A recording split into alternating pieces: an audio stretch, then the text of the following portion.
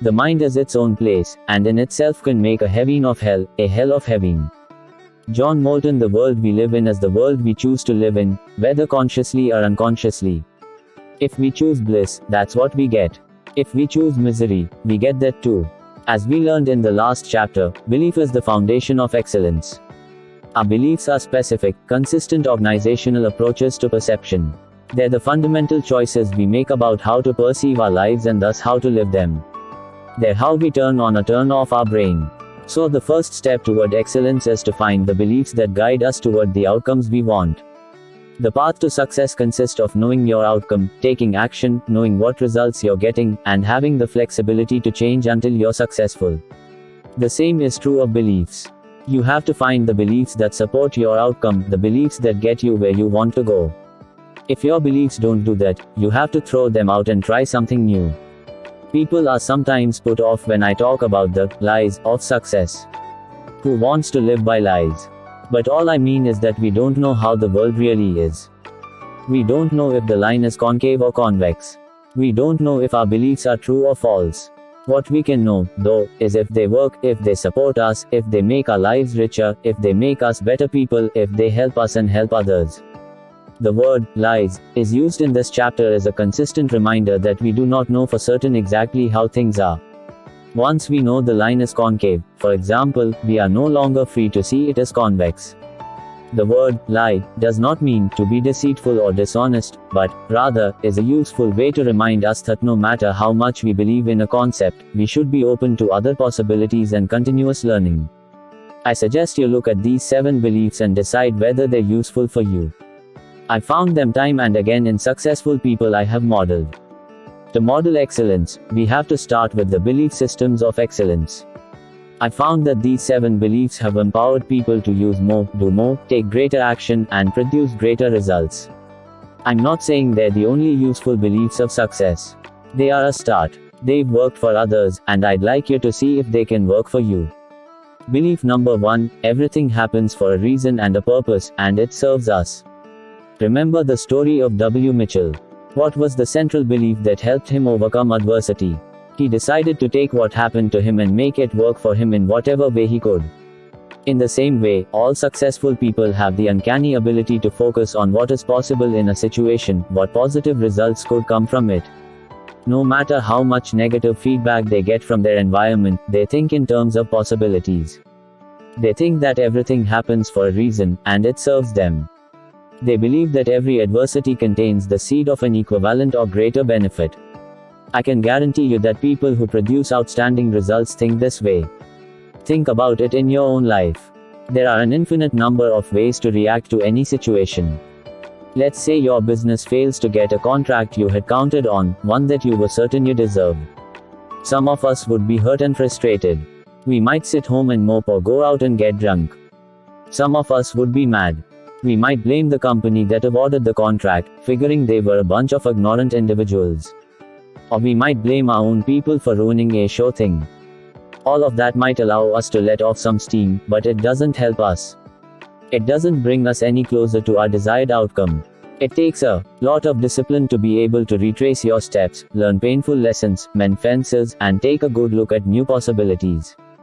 But that's the only way to get a positive outcome from what seems like a negative result. Let me give you a good example of possibility. Marilyn Hamilton, a former teacher and beauty queen, is a successful businesswoman in Fresno, California. She's also the survivor of a terrible accident. When she was 29, she fell down a rocky cliff in a hang gliding accident that left her in a wheelchair, paralyzed below the waist. Marilyn Hamilton certainly could have focused on a lot of things she could no longer do. Instead, she focused on the possibilities that were open to her. She managed to see the opportunity in tragedy. From the start she was frustrated with her wheelchairs. She found them too confining, too restrictive. Now you or I probably wouldn't have any idea how to judge the effectiveness of a wheelchair. But Marilyn Hamilton could. She figured she was uniquely equipped to design a better one. So she got together with 2 friends who built hang gliders and started working on a prototype for a better wheelchair. The 3 went on to form a company called Motion Designs. It is now a multi-million-dollar success story that revolutionized the wheelchair industry and went on to become California's Small Business of the Year for 1984. They hired their first employee in 1981 and now have 80 employees and more than 800 dealers. I don't know if Marilyn Hamilton ever consciously sat down and tried to figure out her beliefs, but she operated from a dynamic sense of possibility, a sense of what she could do. Virtually all great successes work from the same frame. Take a moment to think again about your beliefs. Do you generally expect things to work out well or to work out poorly? Do you expect your best efforts to be successful, or do you expect them to be thwarted? Do you see the potential in a situation, or do you see the roadblocks? Many people tend to focus on the negative more than the positive. The first step toward changing that is to recognize it. Belief in limits creates limited people. The key is to let go of those limitations and operate from a higher set of resources. The leaders in our culture are the people who see the possibilities, who can go into a desert and see a garden. Impossible. What happened in Israel? If you have a strong belief in possibility, it's likely you'll achieve it. Belief number 2, there is no such thing as failure. There are only results. This is almost a corollary belief to number 1, and it's equally important on its own. Most people in our culture have been programmed to fear this thing called failure. Yet, all of us can think of times when we wanted one thing and got another. We've all flunked a test, suffered through a frustrating romance that didn't work out, put together a business plan only to see everything go awry. I've used the words, outcome, and results throughout this book because that's what successful people see. They don't see failure. They don't believe in it. It doesn't compute. People always succeed in getting some sort of results. The super successes of our culture aren't people who do not fail, but simply people who know that if they try something and it doesn't give them what they want, they've had a learning experience. They use what they've learned and simply try something else. They take some new actions and produce some new results. Think about it. What is the one asset, the one benefit you have today over yesterday? The answer, of course, is experience. People who fear failure make internal representations of what might not work in advance. This is what keeps them from taking the very action that could ensure the accomplishment of their desires. Are you afraid of failure? Well, how do you feel about learning? You can learn from every human experience and can thereby always succeed in anything you do. Mark Twain once said, "There is no sadder sight than a young pessimist." He's right. People who believe in failure are almost guaranteed a mediocre existence. Failure is something that is just not perceived by people who achieve greatness. They don't dwell on it. They don't attach negative emotions to something that doesn't work. The man's name was Abraham Lincoln. Could he have become president if he had seen these events of his life as failures? It's not likely. There's a famous story about Thomas Edison. After he tried 9,999 times to perfect the light bulb and hadn't succeeded, someone asked him, "Are you going to have 10,000 failures?" He answered, "I didn't fail. I just discovered another way not to invent the electric light bulb." He had discovered how another set of actions had produced a different result.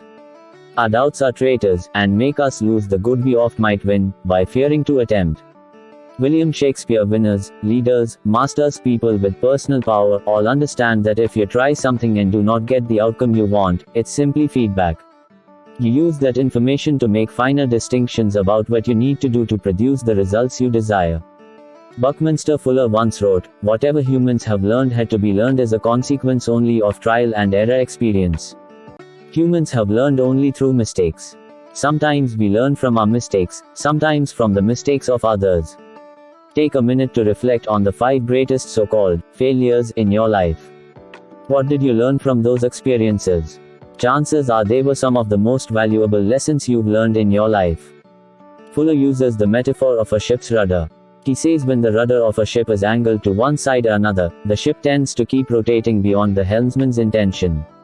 He has to correct the rotation, moving it back toward the original direction in a never-ending process of action and reaction, adjustment and correction.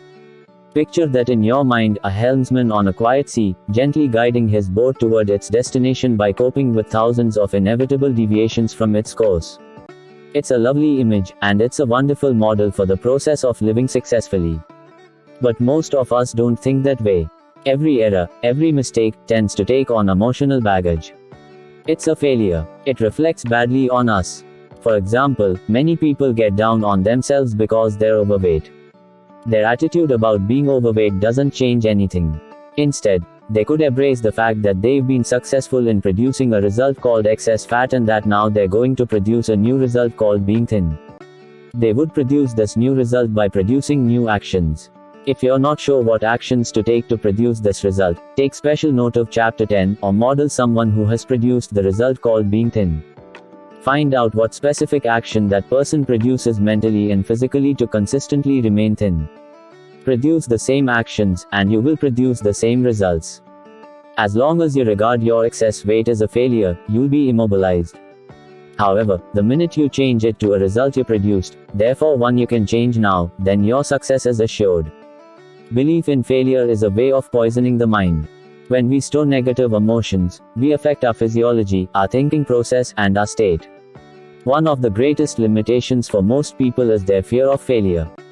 Dr. Robert Schuller, who teaches the concept of possibility thinking, asks a great question: what would you attempt to do if you knew you could not fail?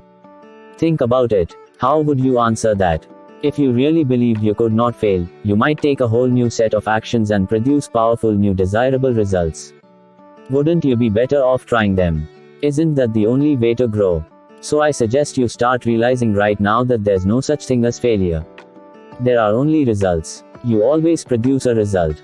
If it's not the one you desire, you can just change your actions and you'll produce new results. Cross out the word failure, circle the word outcome in this book, and commit yourself to learning from every experience. Belief number 3, whatever happens, take responsibility. Another attribute great leaders and achievers have in common is that they operate from the belief that they create their world. The phrase you'll hear time and again is, "I am responsible. I'll take care of it." It's not coincidental you hear the same viewpoint over and over. Achievers tend to believe that no matter what happens, whether it's good or bad, they created it. If they didn't cause it by their physical actions, maybe they did by the level and tenor of their thoughts. Now, I don't know if this is true. No scientist can prove that our thoughts create our reality. But it's a useful lie. It's an empowering belief. That's why I choose to believe in it. I believe that we generate our experiences in life either by behavior or by thought, and that we can learn from all of them. If you don't believe that you're creating your world, whether it be your successes or your failures, then you're at the mercy of circumstances. Things just happen to you. You're an object, not a subject. Let me tell you, if I had that belief, I'd check out now and look for another culture, another world, another planet. Why be here if you're just the product of random outside forces? Taking responsibility is, in my opinion, one of the best measures of a person's power and maturity. It's also an example of beliefs supporting other beliefs, of the synergistic capabilities of a coherent system of beliefs. If you don't believe in failure, if you know you'll achieve your outcome, you have nothing to lose and everything to gain by taking responsibility. If you're in control, you'll succeed. John F. Kennedy had this belief system. Dan Rather once said Kennedy became a true leader during the Bay of Pigs incident, when he stood before the American people and said that the Bay of Pigs was an atrocity that should never have happened, and then he took full responsibility for it. When he did that, he was transformed from an able young politician to a real leader. Kennedy did what every great leader must. Those who take responsibility are in power. Those who avoid it are disempowered. The same principle of responsibility holds true on a personal level as well. Most of us have had the experience of trying to express a positive emotion to someone else. We try to tell someone we love them, or we understand a problem they're having. And instead of getting that positive message, they pick up a negative one instead. They get upset or hostile.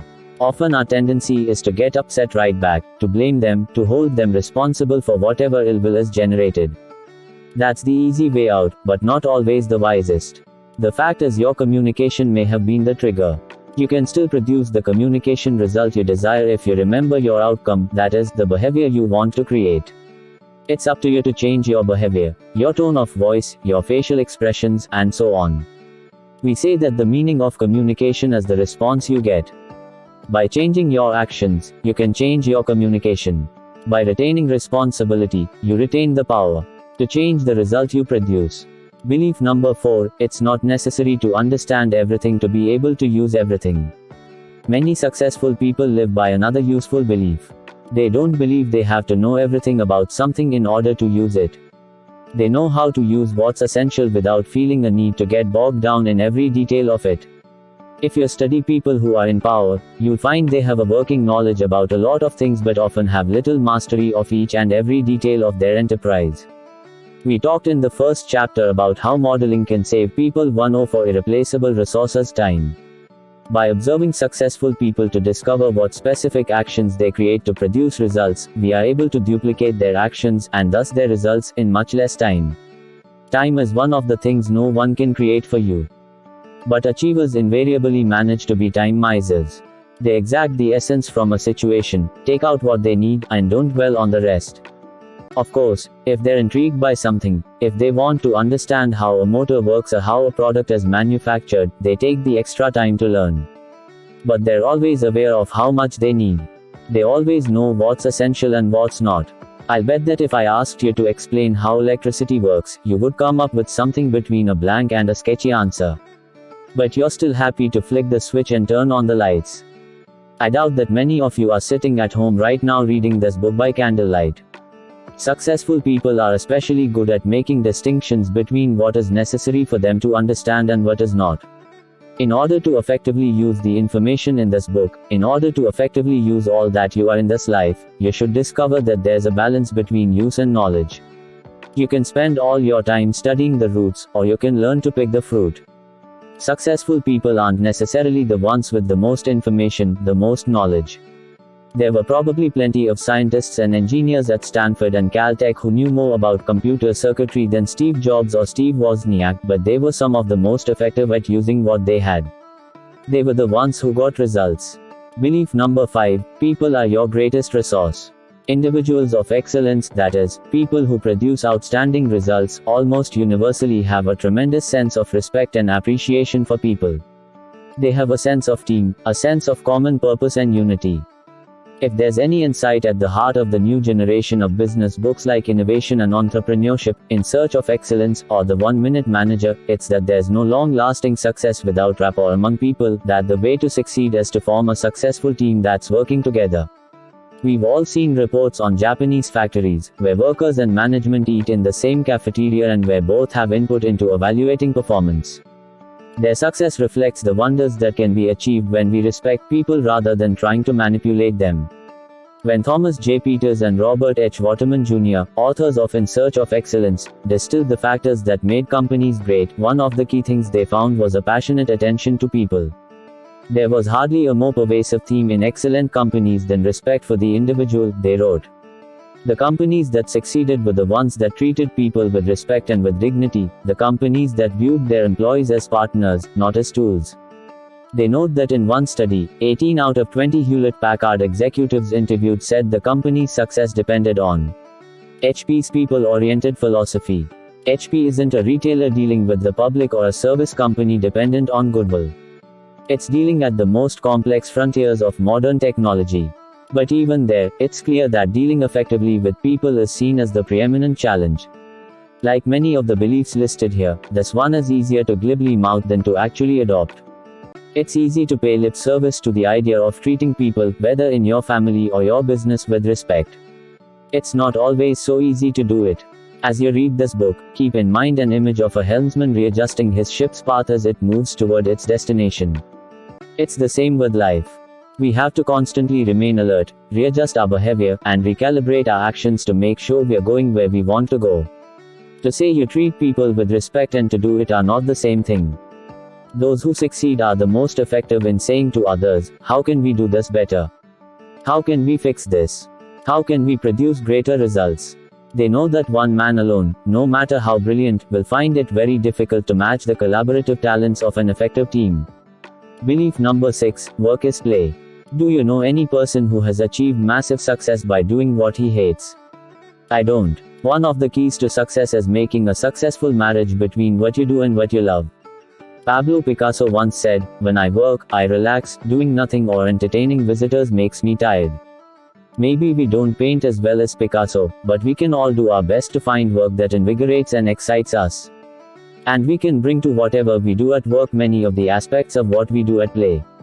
Mark Twain said, "The secret of success is making your vocation your vacation." That's what successful people seem to do. We hear a lot about workaholics these days. And there are some people whose work has become something of an unhealthy obsession. They don't seem to get any pleasure out of their work, but they reach the point where they can't do anything else. Researchers are finding surprising things about some workaholics. There are some people who seem maniacally focused on work because they love it. It challenges them, it excites them, it makes their life richer. These people tend to look at work the way most of us look at play. They see it as a way to stretch themselves, to learn new things, to explore new avenues. Are some jobs more conducive to this than others? Of course they are. The key is to work your way toward those jobs. One of those upward spirals is at work here. If you can find creative ways to do your job, it will help you to move toward work that's even better. If you decide work is mere drudgery, just a way to bring home a paycheck, chances are it will never be anything more. We talked earlier about the synergistic nature of a coherent belief system, the way positive beliefs support other positive beliefs. This is another example. I don't think there are any dead-end jobs. There are only people who have lost the sense of possibility, people who have decided not to take responsibility, people who have decided to believe in failure. I'm not suggesting you have to become a workaholic. I'm not suggesting you should choose to orient your world around your work. But I am suggesting that you will enrich your world and enrich your work if you bring to it the same curiosity and vitality you bring to your play. Belief number 7, there's no abiding success without commitment. Individuals who succeed have a belief in the power of commitment. If there's a single belief that seems almost inseparable from success, it's that there's no great success without great commitment. If you look at successful people in any field, you'll find they're not necessarily the best and the brightest, the fastest and the strongest. You'll find they're the ones with the most commitment. The great Russian ballerina Anna Pavlova once said, "To follow, without halt, one aim, there's the secret of success." It's just another way of stating our ultimate success formula: know your outcome, model what works, take action, develop the sensory acuity to know what you're getting, and keep refining it until you get what you want. We see this in any field, even those where natural ability would seem to have the strongest hold. Take sports. What makes Larry Bird one of the best players in basketball? A lot of people are still wondering. He's slow. He can't jump. In a world of graceful gazelles, he sometimes looks like he's playing in slow motion. But when you come right down to it, Larry Bird succeeds because he has a massive commitment to success. He practices harder, he has more mental toughness, he plays harder, he wants it more. He gets more out of his skills than almost anyone else. Pete Rose has made his way into the record books the same way, by consistently using his commitment to excellence as a force driving him to put everything he's got into everything he does. Tom Watson, the great golfer, was nothing special at Stanford. He was just another kid on the team. But his coach still marvels about Watson, saying, "I never saw anyone practice more."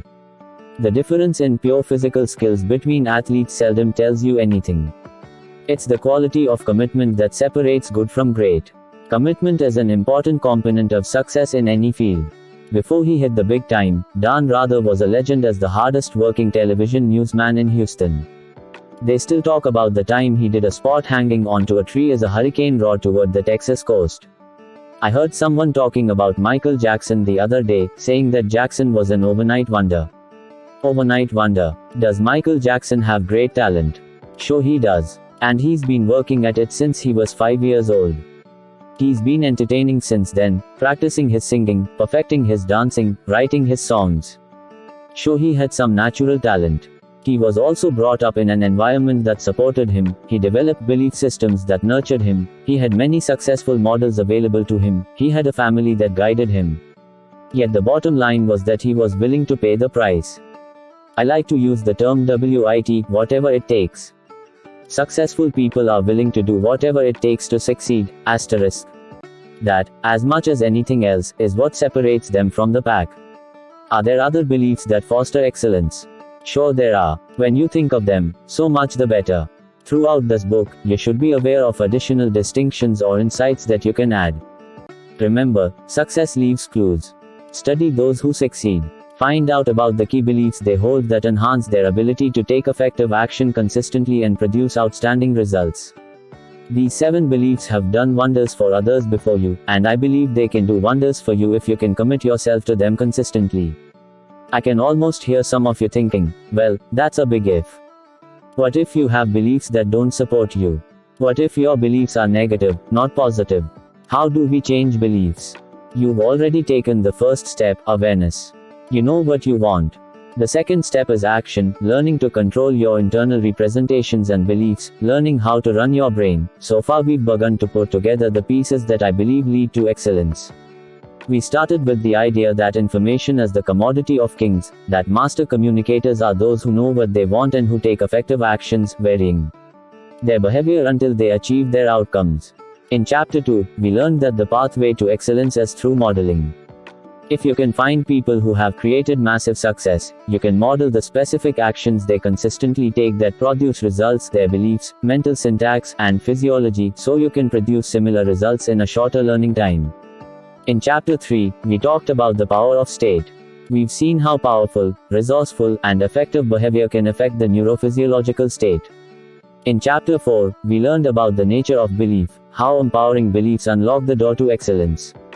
In this chapter, we've explored the 7 beliefs that are the cornerstone of excellence. Now I'm going to share with you powerful techniques that can help you to make use of what you've learned.